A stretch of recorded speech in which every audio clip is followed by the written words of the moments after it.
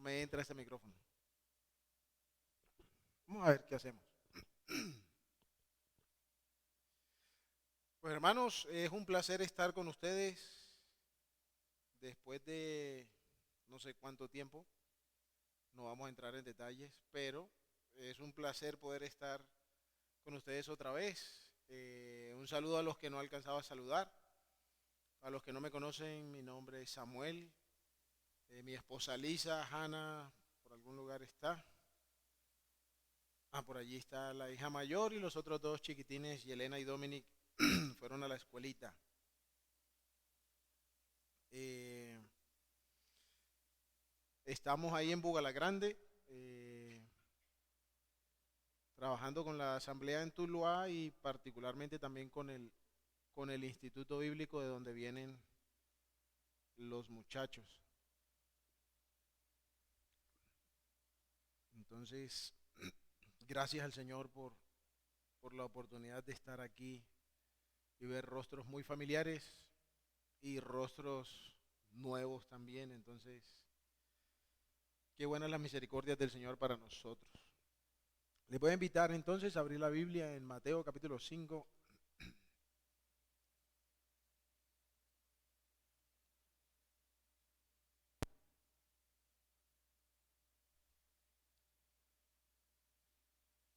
Mateo capítulo 5, vamos a leer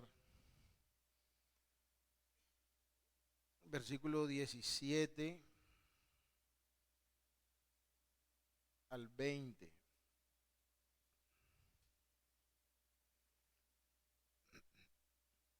Dice así la palabra del Señor.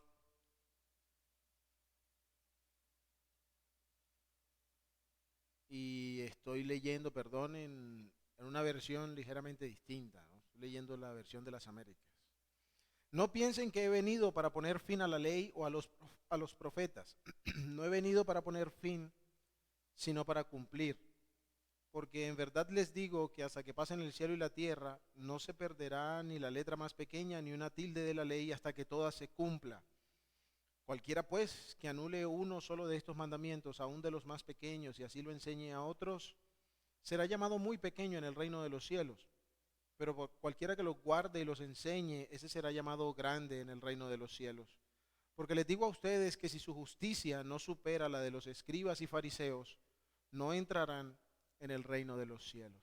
Que el Señor bendiga a su pueblo por medio de su palabra y le voy a invitar a orar una vez más. Señor y Dios, Padre bueno, grande y misericordioso eres. Alabamos y bendecimos tu nombre porque no hay otro como tú, creador, sustentador, redentor, que con amor eterno nos has amado, a tus enemigos, a quienes creaste pero nos alejamos de ti, que hiciste provisión para nuestro perdón y nuestra salvación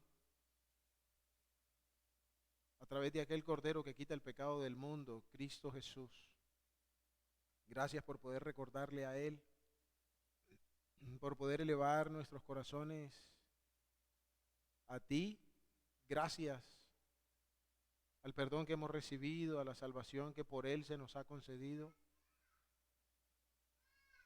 no habiendo en nosotros mérito alguno, no habiendo en nosotros ventaja alguna, sino por el contrario, en medio de la profunda miseria quisiste extender tu mano de compasión para nosotros.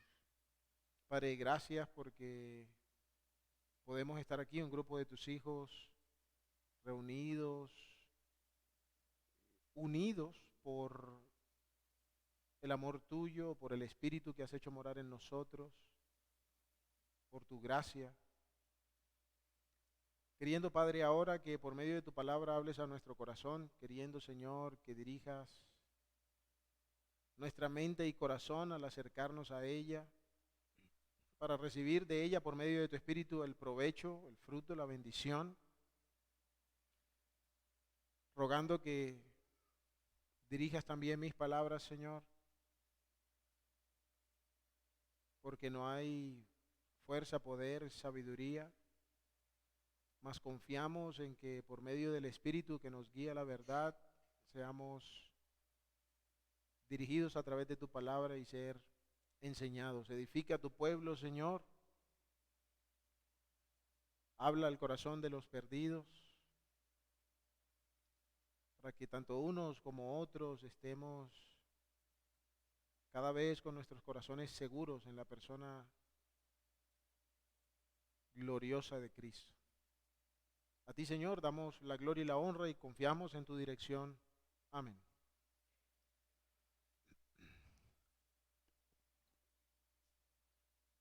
Muy bien, hermanos. Quisiera meditar un poco en estos versículos que leíamos. Hemos estado en la reunión que hacemos en Bogalagrande por la noche, meditando en el Sermón del Monte hace ya varios meses. Pero del versículo al 17 al 20 hay una porción bien interesante. Recordamos que este es quizá un compendio de enseñanzas que Cristo dio en el tiempo. Lucas nos hace entender que muy posiblemente hubo varias ocasiones en las que Cristo habló de esta manera al pueblo. Pero sea como sea, le encontramos a Él hablando a las multitudes, explicándoles el reino que Él ha venido a inaugurar. Reino que fue anunciado, reino que fue prometido, pero ahora con la llegada del Cristo, profetizado desde tiempos atrás, Él empieza a comunicar cómo es este reino. El pueblo en el camino ha perdido el rumbo de qué es lo que Dios quiso a través de la ley que les entregó, qué es lo que Dios estaba buscando para el bien del pueblo a través de lo que por Moisés les fue dado. De manera que este discurso se convierte como en un llamado a navegar contracorriente en medio de la cultura religiosa en la que se encontraban. Este no es el carácter que la gente valoraba en esos tiempos. De hecho, no es el que se valora hoy tampoco.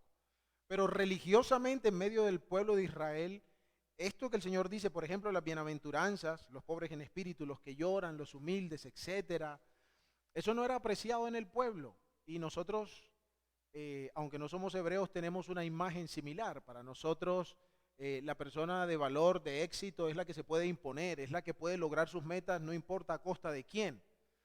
Este llamado del Señor era un llamado totalmente contrario a lo que la sociedad buscaba y a cómo la gente vivía. Luego, versículo 13 al 16, el Señor usa unas representaciones para hablar de estas personas del reino, de los que pertenecen genuinamente al reino de Cristo, que son sal, que son luz en el mundo, que están puestos en el mundo para comunicar, para hacer ver, para hacer notar la gloria de este reino, de manera que los hombres al verlo, final del versículo 16, glorifiquen a nuestro Padre que está en los cielos. En ese orden de ideas llegamos entonces a los versículos en los que queremos meditar,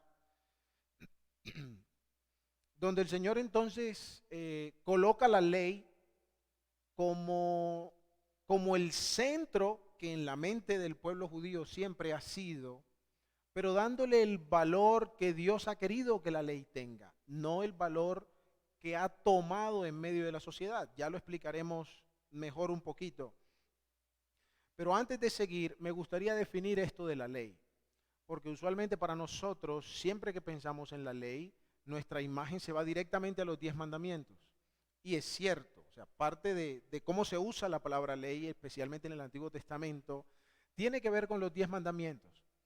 Pero cuando es Dios quien habla acerca de su ley, Dios no solo está hablando de los 10 mandamientos, Dios está hablando de todo lo que es conforme a su voluntad, lo cual también incluye los 10 mandamientos. ¿Sí me estoy haciendo entender o no? Pues no quiero que se nos quede la idea de que Dios habla de su ley, las 10 cositas las que hay que hacer y las que hay que no. No, cuando Dios está hablando de su ley, Él está hablando de todo lo que corresponde a su carácter, de todo lo que es conforme a su voluntad, de todo lo que se ajusta a su deseo, a su plan, a su diseño para con los hombres. En ese proceso Él incluyó también los 10 mandamientos, ¿no? Entonces el Señor habla aquí, versículo 17, mientras avanzamos aquí en el texto: no piensen que he venido para poner fin a la ley y a los profetas. No he venido para poner fin, sino para cumplir. En estos versículos vamos a ver 4 cosas. Por razón del tiempo, ¿hasta qué hora es esto? ¿Hasta cuándo? Hasta las 12:15. Muy bien. Ahora tenemos menos tiempo. Entonces, mi deseo será enfocarme en 2 de estas. La primera la encontramos aquí en el versículo 17, cuando el Señor enfatiza la finalidad de la ley. ¿Qué es lo que se espera de la ley? Cuando se hace presente la ley, ¿cómo se supone que todos deben responder? Obedeciendo, por eso es ley, ¿cierto? Por eso es norma. Las normas no están sujetas a discusión, a diálogos. Las leyes tienen la intención de ser obedecidas. Y se supone, en los términos humanos, que las leyes están puestas para proveer un bien, ¿cierto? Cuando se somete uno a la ley, se supone que le espera un bien. Sí, de pronto no pasa en nuestras sociedades, pero es la intención de Dios con la ley. Cuando Dios habla su palabra, cuando Dios manifiesta su voluntad y llama al hombre a que se someta a ella, no es por el bien suyo, no es para que él tenga menos dolores de cabeza con la gente que no le hace caso. Es para que el hombre que se acerca a él confiando en su ley pueda recibir todo el bien que Dios quiere otorgar. Miren que es una manera distinta de mirar a la ley. En estos días, ¿en qué se había convertido la ley? En un instrumento para los hombres lograr sus propios propósitos. Los fariseos llenaban de leyes a la gente, los fariseos se hicieron a sí mismos, ¿cómo les diré? Se hicieron a sí mismos la medida de la ley, de manera que ellos podían definir quién cumplía y quién no. Pero ¿quién les hacía el examen a ellos? Nadie, porque no, es que aquí estamos nosotros somos los que hacemos el examen. Ellos no cumplían la ley, ellos no, bueno, se apegaban a ciertas cosas, ¿no? Pero no es que cumplieran en la medida suficiente como para ellos convertirse en jueces absolutos de la ley. ¿Cómo? Sí, que yo les ponga uno que no eran ejemplo. Sí, que ellos debían ser un ejemplo. El que administra la ley debe ser un ejemplo de esa administración. Por eso nos ofende tanto a nosotros la vida en este mundo, ¿no? No voy a comentar nada en particular porque estoy siendo grabado y no lo voy a dejar ahí. Pero tengo algunas dificultades, ¿no? con algunos ejercicios de la ley. ¿Por qué? Porque día a día quebrantan la ley, pero entonces, como dice uno es el pagano, ¿no? No se supone que así funcione la ley. Gracias a Dios pertenecemos a un reino distinto y no a este, ¿cierto? Dios entonces, al comunicar su palabra, está pretendiendo un bien para los hombres. Dios no está usando la ley como un instrumento para hacerse grande y fuerte y oprimir y lo que sea. No.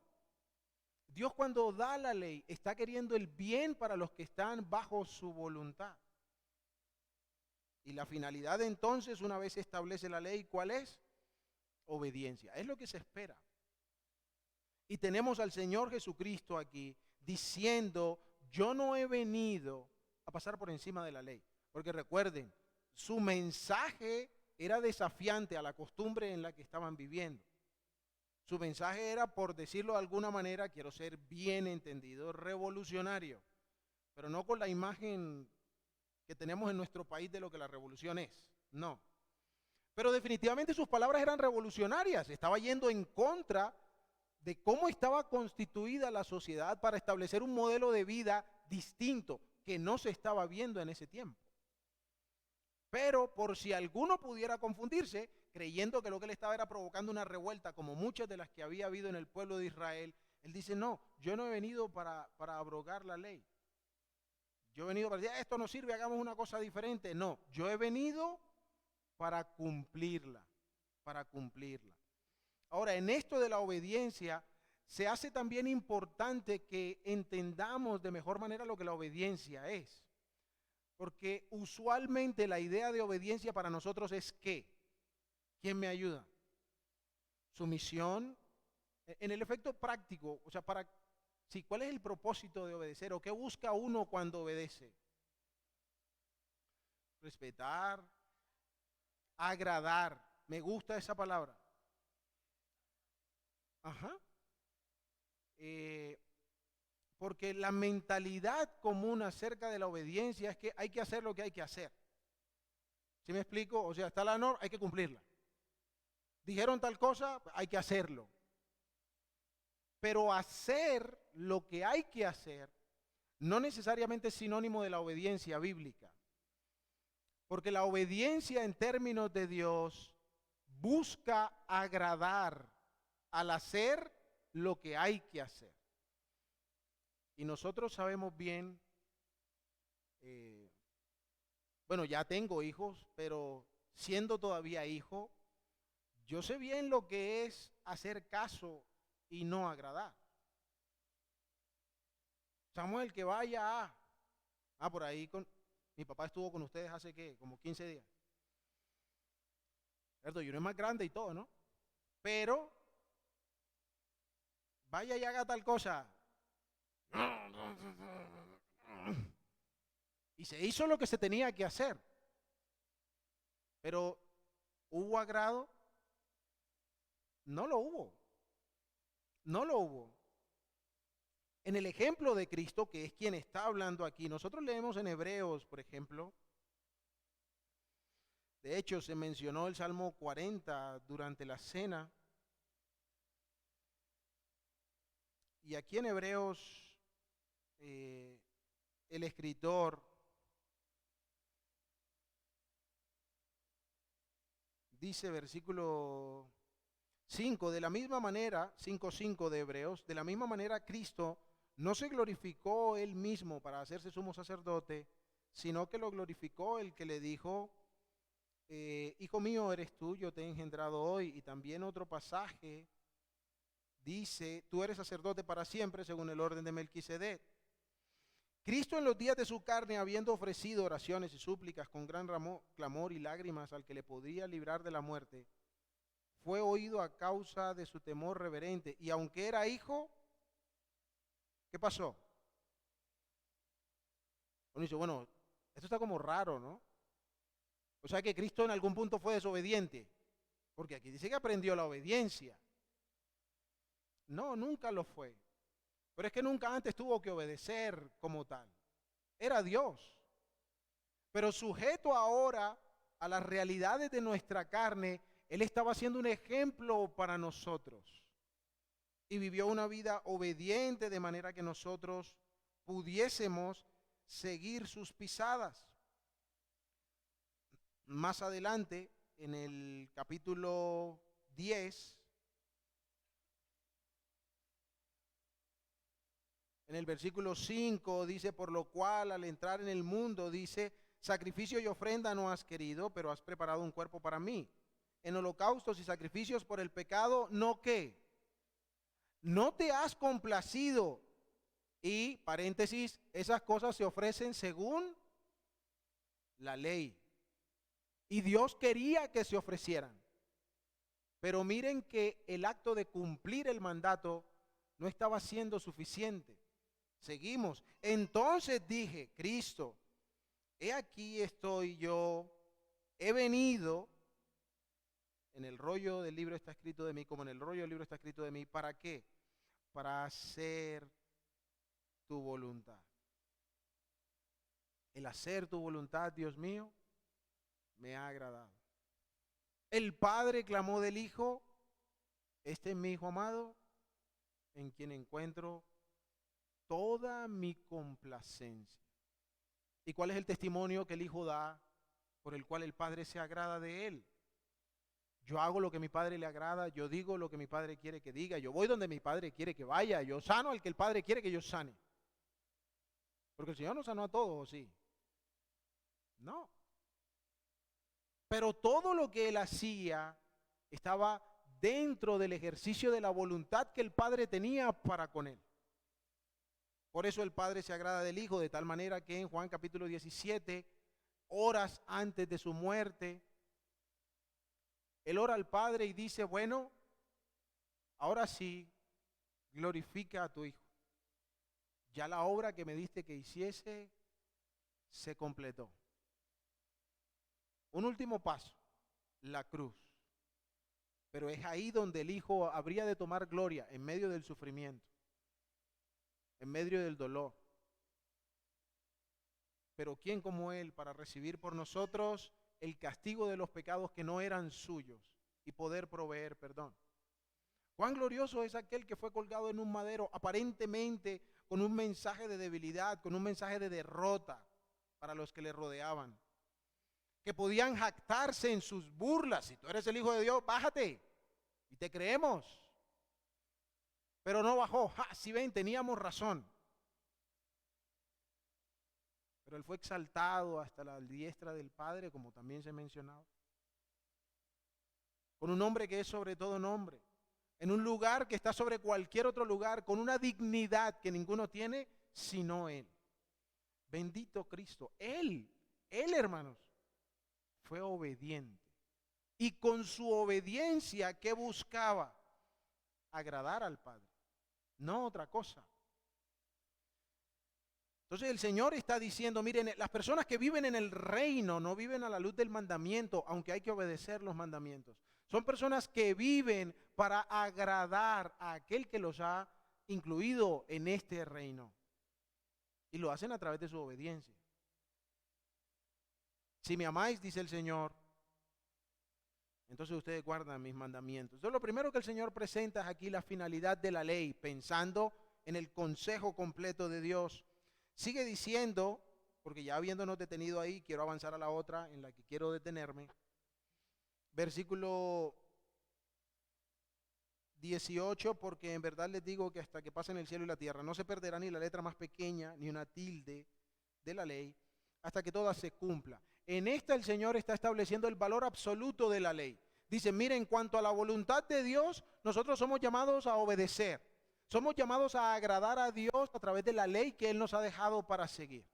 Mientras seguimos el consejo de su voluntad y nos aferramos a eso, agradamos y enaltecemos su nombre y nosotros somos bendecidos. Y nosotros recibimos todo el bien de la comunión con Dios. Ahora dice, ¿por qué esto entonces es importante? ¿Por qué necesitamos estar en busca de su voluntad? El Señor dice, porque esta ley permanece. Esta ley no es un referendo que un día hacen otro y lo cambian. Esta ley no es un artículo, no es un parágrafo que cada quien lo maneja según lo que sea. No, esta ley no perece hasta cuándo. Hasta que se cumpla. Esta ley no dejará su vigor hasta que se cumpla. ¿Cuánto de ella? Todo. Todo. ¿Cómo Cristo podía establecer un modelo de vida distinto cuando esa ley era el fracaso de su pueblo? Como dice Pablo, no porque la ley sea mala, ¿no? Pero es el mismo instrumento del cual el pueblo se aferró y terminaron siendo simplemente religiosos, tradicionales, vanidosos. Pero el Señor dice, miren, esta ley tiene un valor absoluto. Y ya vamos a establecer por qué hay una diferencia, pero como dije, no nos vamos a detener en un par de ellos y este es uno de ellos. Luego el Señor habla, versículo 19, de la responsabilidad frente a la ley. Aquí no se trata de cómo respondemos a la ley, versículo 17. Aquí se trata de la responsabilidad que hay frente a la ley. ¿Y de qué habla el versículo 19? Bueno, que estos mandamientos tiene que suceder dos cosas. Con cada persona del reino, con todo aquel que pertenece a Cristo, tienen que suceder dos cosas referentes al mandamiento. ¿Cuáles son? Ayúdenme. ¿Cuál es la primera? Guíense por la última parte del versículo. La parte positiva. ¿Qué es lo primero que hay que hacer con el mandamiento? Hay que guardarlo. Versículo 17, obediencia. Hay que guardar el mandamiento. Pero ¿qué más hay que hacer? hay que enseñarlos. Y esto también hace una distinción grande en cómo el pueblo había tomado la ley. ¿Quiénes enseñaban la ley? Solamente los fariseos. Los demás ténganse, porque a ustedes les ponemos el yugo y hacen lo que les digamos. Pero el Señor dice, no, mira, en la vida del reino, todo aquel que guarda el mandamiento es responsable también de ¿qué? De enseñarlo. ¿Cómo respondes tú a las palabras de Dios? ¿Cómo respondo yo a la voluntad de Dios? ¿Cómo vivo en eso? Es ya de por sí una manera de comunicarle a otro el valor de este mandamiento. Versículo 18. De que esta ley no es un chiste para mí, de que la voluntad de Dios no es un asunto de los domingos cuando estamos en el local. El que convive conmigo puede ver el valor absoluto de esta ley materializado en mi manera de vivir. Pero no solo a través del ejemplo, sino que tengo que comunicarlo. ¿Cuál sería el primer entorno donde es evidente la necesidad de comunicar la voluntad de Dios? En la familia, en el hogar. Y nuestro tema no es la familia. Pero hermanos, los que somos padres, necesitamos sentarnos un poquito y tomar con un poco más de diligencia esta labor. Porque nuestro ejemplo tiene que arrastrarlos, pero nuestras palabras tienen que afirmarlos. Necesitamos enseñar las palabras de Dios, necesitamos enseñar la ley de Dios. Y a veces, hermanos, ni para lo uno ni para lo otro, ni con el ejemplo ni con las palabras. Y es una lucha, es un desafío, no se los digo aquí como el máximo ejemplo de la paternidad. No, hermano, se los estoy diciendo porque es una lucha diaria en mi propia vida. El ser consciente de que mi vida tiene que testificarle a Él el cómo debe guardar el mandamiento cuando Él me ve a mí guardándolo. Pero también tengo que explicarle cuál es el valor de este mandamiento. Tengo que enseñarle cuál es el mandamiento. Tengo que mostrarle desde aquí el camino que Él tiene que recorrer, porque siempre no voy a poder ir delante de ellos. Ojalá uno pueda estar la mayor cantidad de tiempo posible, pero tarde o temprano tendrán que ir solos. ¿Y qué sucederá cuando ellos tengan que hacer frente a sus propias decisiones? Pero avanzamos, porque dije que el tema no era la familia, pero es bueno meditar en ello. En el versículo entonces 20, sí, en el 20, es donde está esto de cómo es que Cristo establece a través de la misma ley un modelo de vida distinto. Lo que encontramos en el versículo 20 es el efecto de la ley. En el versículo 17 miramos lo que demanda la ley, que es la obediencia. En el versículo 18 el valor absoluto de la ley. En el versículo 19 la responsabilidad que tenemos frente a la ley. Y en el 20 encontramos el efecto de la ley. En la imagen del pueblo de Israel, los escribas, los fariseos, los saduceos, eran supuestamente la medida, así como ellos deberíamos ser. Pero, ¿qué es lo que dice el Señor aquí? Dice, porque les digo que si su justicia no supera, en la Reina Valera se lee, si no fuere mayor, si vuestra justicia no supera a la de los escribas y fariseos, ¿qué dice el Señor? Y yo no sé si se han detenido a pensar en esa última frase, porque el Sermón del Monte nos parece una cosa bien amable, bien tierna, bien bonita, que da mucho ánimo. Los versículos en el capítulo 6, de que el Señor cuida de nosotros, que Él provee todas las cosas. El Sermón del Monte ha tenido una imagen bastante tierna. Y no estoy diciendo que no la tenga. Pero el lenguaje del Sermón del Monte es bastante radical. El lenguaje del Sermón del Monte no es tibio.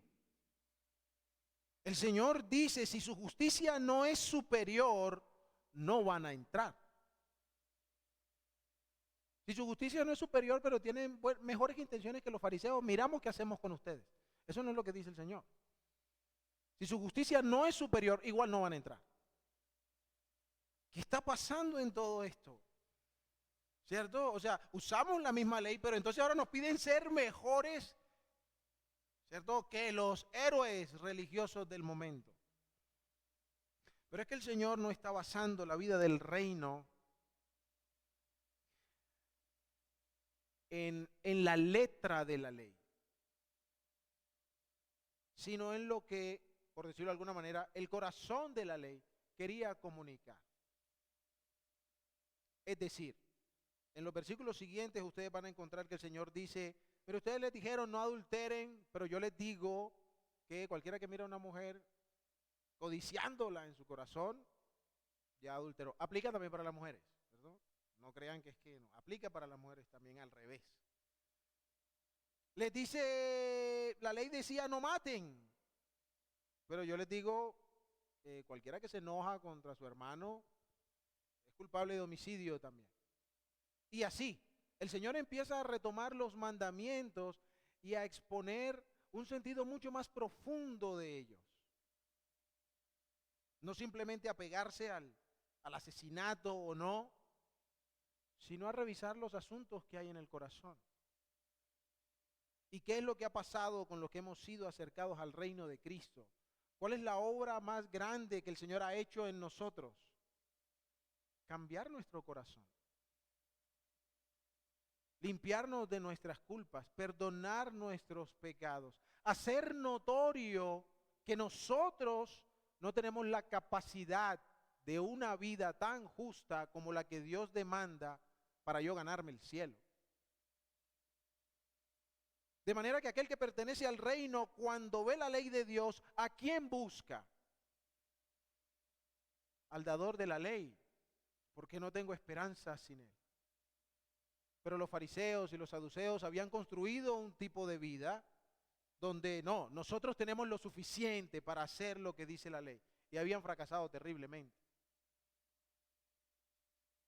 Su corazón aún tristemente sigue endurecido. Pero quisiera revisar un poco esto que el Señor dice aquí. Porque partiendo de esto, entonces quisiera que reflexionáramos de una manera más específica en la vida del pueblo de Dios, en los que pertenecemos al reino. El que no pertenece a él, claramente tiene una necesidad profunda que la ley de Dios está invitándole a revisar. Porque no hay forma en la que apegarse a ciertas normas realmente pueda agradar a Dios cuando nuestro corazón está lleno de pecado. No hay manera de que la ley de Dios tenga absoluto valor para ti a menos que hayas rendido tu corazón a Cristo. Es imposible que la ley produzca en ti una justicia superior a la de los escribas y fariseos si tu corazón no ha sido primero lavado en la sangre del Cordero. Pero quisiera reflexionar en algunos asuntos, hermanos, porque temo por mi propia vida primero y por la vida de la iglesia. Pero hagamos el ejercicio antes de llegar a la reflexión. El Señor dice que la justicia tiene que ser superior ¿a cuál? ¿Nos hemos detenido alguna vez a pensar cómo eran los escribas y fariseos? De pronto tenemos 2, 3 imágenes muy claras de cómo eran, ¿cierto? Porque hay eventos muy trascendentales que nos han hablado de esto. Pero, por ejemplo, los fariseos eran personas esencialmente ritualistas. Es decir, el valor del ejercicio de su fe, ¿en dónde lo encontraban? En las prácticas de su fe. Es decir, hay que ir a culto el domingo. Ellos no iban el domingo, pero trasladándolo a nuestro tiempo, ¿no? Vamos a los cultos de la iglesia. Hacemos el devocional por la mañana. Tengo mi librito por ahí que leo por la mañana. Oro antes de la comida. ¿Sí me hago entender mejor? Esos son los fariseos. No estoy hablando de los hermanos aquí en Cali, no, de ninguno de ustedes, no los conozco. Pero eso eran los fariseos, personas que basaban el sentido de su espiritualidad en hacer cosas religiosas. Tengamos, en la medida que avanzamos, tengamos esto en la mente. Si vuestra justicia no fuese superior o mayor a la de los escribas y fariseos. Los fariseos también eran personas que basaban su espiritualidad en el conocimiento o en la capacidad, más que en el ejercicio. Y con esto es importante ser cuidadosos, porque la Escritura manda, no es una opción, la Escritura manda a todo creyente a crecer en la gracia, y hasta ahí todos decimos amén, pero también en ¿qué? En el conocimiento de Dios. No puede ser que tengamos 20 años y sigamos siendo niños en cuanto al conocimiento de Dios. Hay que crecer en el conocimiento de Dios. Es un deber. Pero, el problema está en que saber mucho tampoco te hace necesariamente un mejor cristiano. No te hace un mejor hijo de Dios. No te hace un mejor ejemplo de Cristo. Pero definitivamente, si quiero ser un mejor ejemplo, tengo que conocer mejor a Cristo. No, hermano, no, el asunto es que el Señor nos perdonó de nuestros pecados y aquí llevamos 50 años. Fantástico que hayamos sido salvos por la gracia de Dios, pero hemos tenido que crecer. Pero el punto aquí es que los fariseos, su único objeto de confianza era saber mucho. ¿No pasa en nuestros días también? ¿No pasa que a veces la iglesia confía en las capacidades más que en la devoción de una vida? No sé, ustedes darán respuesta aquí a lo que pasa aquí en Cali, no sé qué pasa aquí. Los fariseos eran personas especialistas en construir apariencias ejemplares. Es decir, sabemos qué decir en una oración, hablamos bonito, hermanos, sí, hay que orar por su situación. Hermanos, los hijos de Dios tenemos que ser luz. Y dicen muchas cosas, ¿cierto? Y cuando uno los veía, bueno, no, si bien los veían, yo no iba por allá. El hermano me preocupó cuando habló de los 50 años, pero yo creo que a los 50 uno todavía está joven, ¿no? ¿Cierto? Así que cuando uno está más cerca de los 50 se preocupa. Pero cierto, eran personas que valoraban mucho el cómo se veían y en el mantener la apariencia espiritual. Hermanos, temo mucho que la vida de la iglesia está pasando por ahí. Los días de reunión nos vemos todos muy santos, pero en los hogares el Señor no está. Pero en el trabajo prima más la viveza, el engaño, lo que sea, que la rectitud. En nuestras relaciones laborales, el vocabulario va y viene como sea necesario. Pero en la iglesia, qué bendición, hermanos. Esa no es la gente del reino. Y si la justicia nuestra no es superior a la de los escribas y fariseos, hay cosas serias en las que pensar. Personas especializadas en vocabularios santos, pero en conversaciones perversas. ¿Sí? O sea, no puedo colocarles todos los ejemplos porque el tiempo no nos alcanza, ¿cierto? Pero recuerden, enseñan la ley, hacen de todo. ¿Y qué pasa cuando el Señor Jesucristo no va en la misma dirección que ellos quieren? Este tipo hay que matarlo. ¿Qué no tienen que decir vulgaridades? Pero son conversaciones perversas.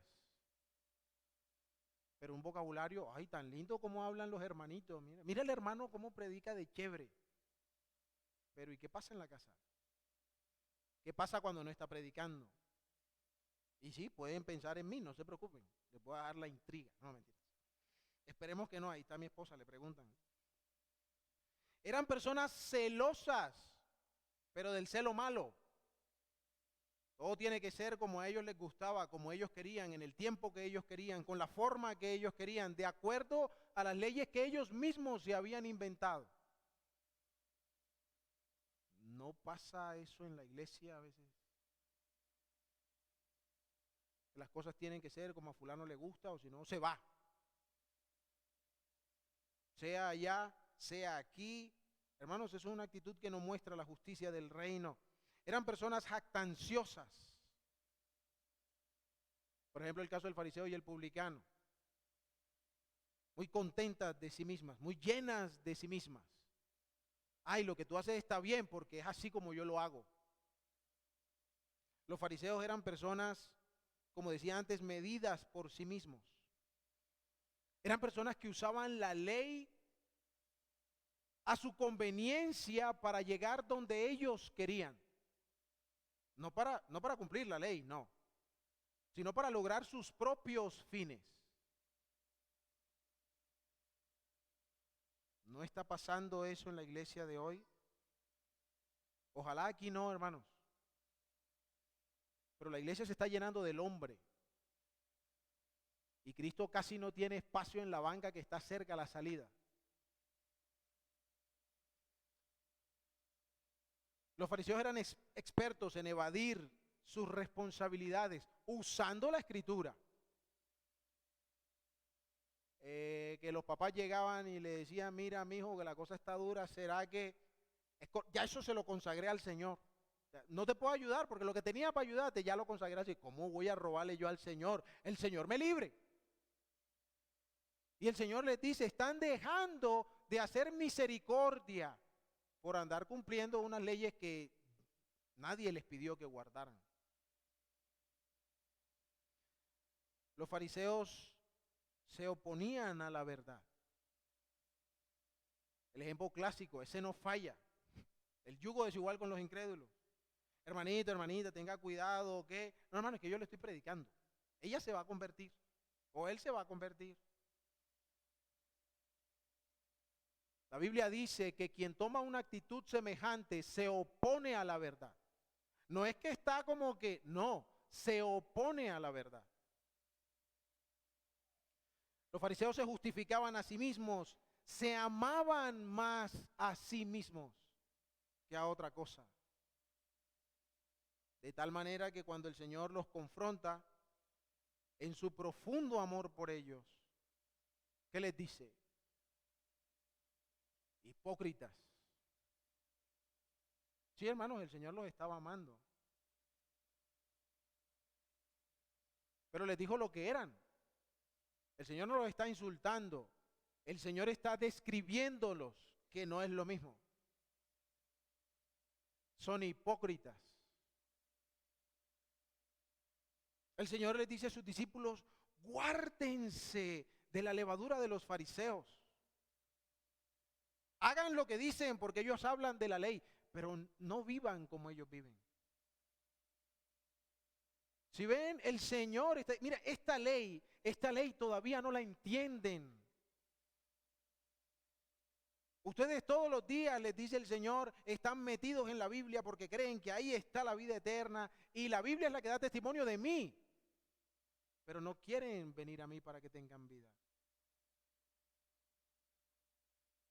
Hermanos, necesitamos fundamentar dos cosas profundamente en la vida de la iglesia a la luz de lo que hemos visto hoy. Sí, habrá que fundamentar otro montón de cosas, ¿no?, en la vida cristiana.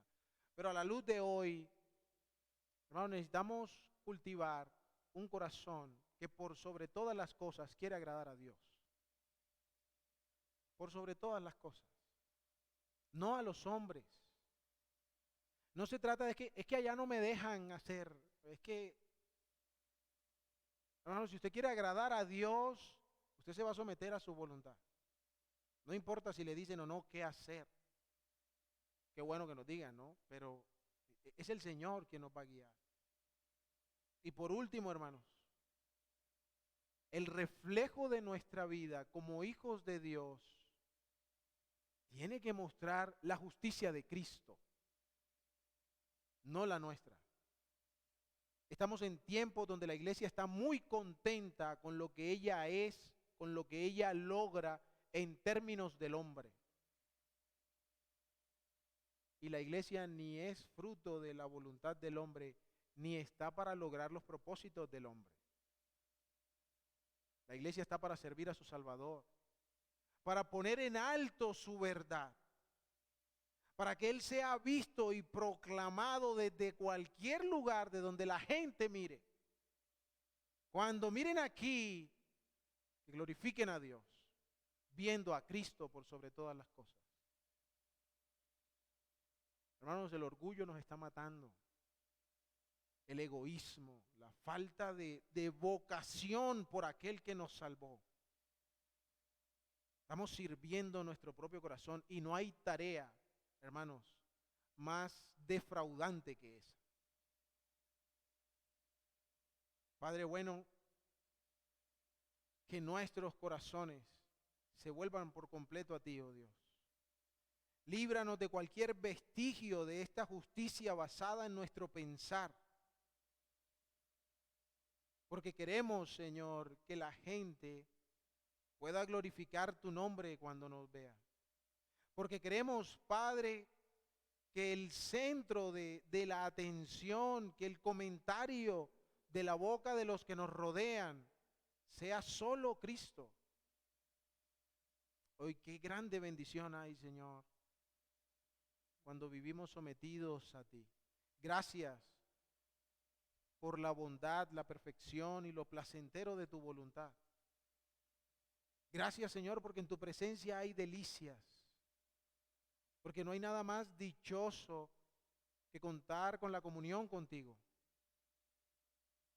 Oh Padre, que el valor de tu persona, de tu presencia, de tu bien, conmueva los corazones que aún están en tinieblas para rendirse a aquel que se entregó por ellos. ¿Cómo ignorar a quien nos ha amado así? Padre, alabamos y bendecimos tu nombre y a ti nos encomendamos sabiendo que tu palabra cumplirá su propósito en cada corazón, pero rogando que sea buena tierra el lugar donde esta semilla cae para la gloria y la honra del nombre tuyo. A ti oramos y damos la gracia, Señor, por este tiempo. Amén.